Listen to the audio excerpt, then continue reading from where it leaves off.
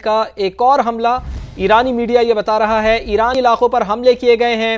ایرانی میڈیا یہ رپورٹ کر رہا ہے ایرانی شہر تبریز میں ایئرپورٹ کے قریب دھماکے سنے گئے ہیں۔ ایرانی میڈیا کی جانب سے یہ رپورٹ کیا جا رہا ہے تو ایران پر اسرائیل کا ایک اور حملہ۔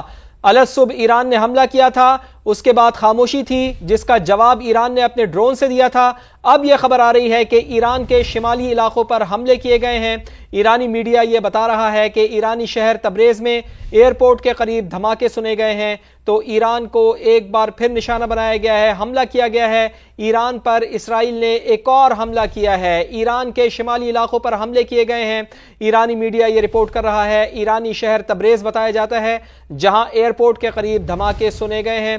حملے اس وقت بھی جاری ہیں، مسلسل حملے کیے جا رہے ہیں ایران کی جانب سے۔ تو نغمانہ صاحبہ بھی ہمارے ساتھ موجود ہیں۔ نغمانہ صاحبہ، جس طرح آپ بھی فرما رہی تھی، ہمارے دیگر پینلسٹ بھی فرما رہے تھے کہ بظاہر یہ جنگ ابھی رکتی ہوئی دکھائی نہیں دے رہی ہے، اور نیتن یاہو کی جانب سے بھی یہ کہا گیا تھا کہ حملے کا پہلا مرحلہ ہم نے مکمل کیا ہے اور ابھی یہ جنگ انہوں نے یہ کہا ہے کہ جاری رہے گی۔ لیکن سب سے اہم چیز یہ ہے کہ اسرائیل کے جو ڈیفنس منسٹر ہیں، ایران کے جو ڈیفنس منسٹر ہیں، ان کا بیان سامنے آیا۔ انہوں نے کہا کہ ہم اسرائیل کے خلاف طویل جنگ لڑنے کے لیے تیار ہیں۔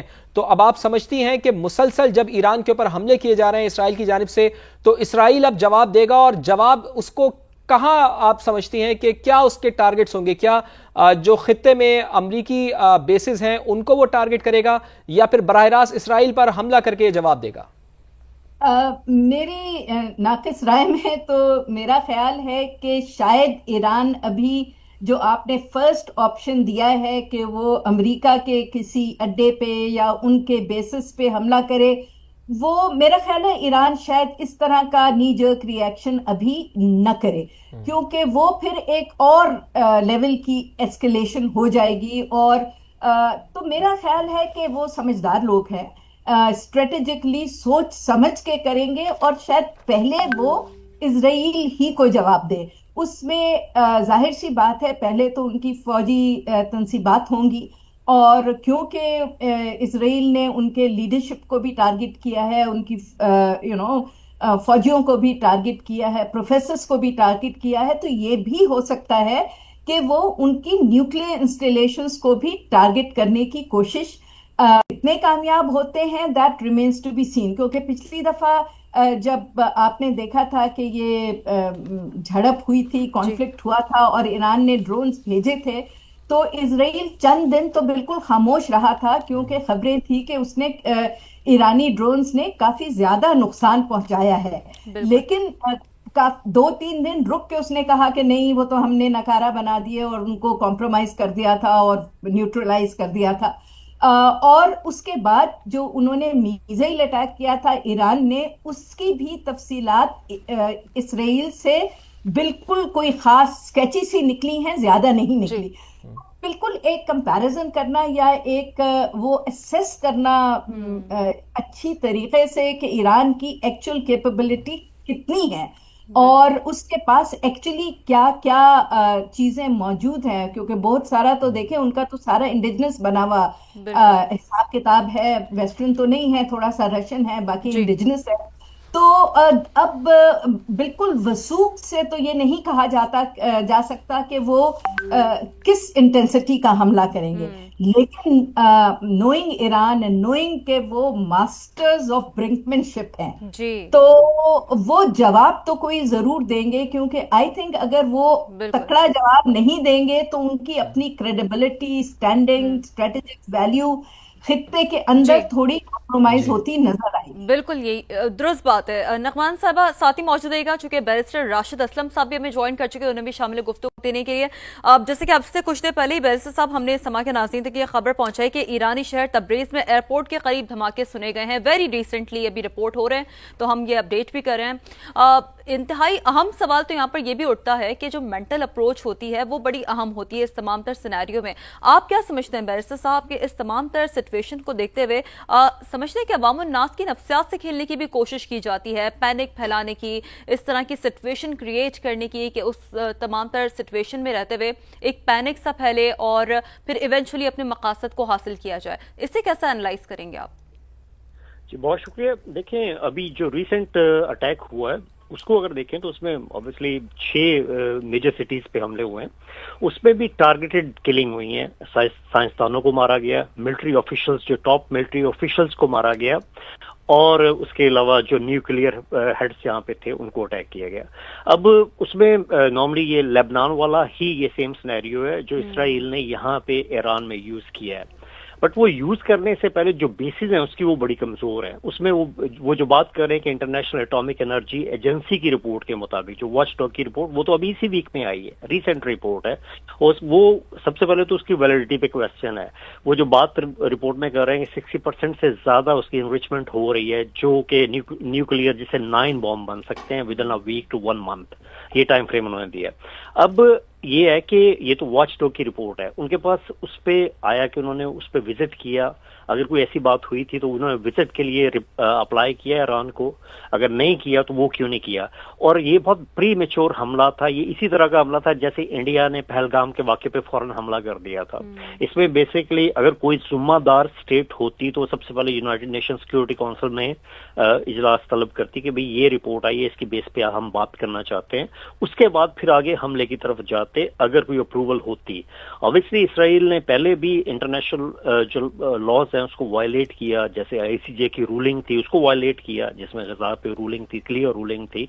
اور اس پوری سچویشن میں یہ سمجھتا ہوں اسرائیل بہت کمزور پوزیشن پہ ہے. اس میں اب جو کلیئر رفٹ نظر آ رہی ہے کہ امریکہ ایک سائڈ پہ کھڑا ہے, امریکہ نے تو لا تعلقی کا اظہار کر دیا. انہوں نے یہاں تک کیا کہ ہمیں انفارم کیا گیا تھا 1 دن پہلے, اور وہ بھی پروفیشنل لیول پہ نہیں تھا, اور لاسٹ منٹ پہ آپ کہہ لیں لاسٹ مومنٹ پہ یہ انفارم کیا تھا کہ ہم حملہ کرنے جا رہے ہیں. بیرسٹر صاحب ساتھ ہی رہیے گا, چونکہ اپڈیٹس بھی ہم نے اپنے ناظرین کو دینی ہے. میں اپڈیٹ دے دوں پھر آپ کی طرف دوبارہ آتے ہیں, آپ اپنی گفتگو کو کنٹینیو کیجیے گا.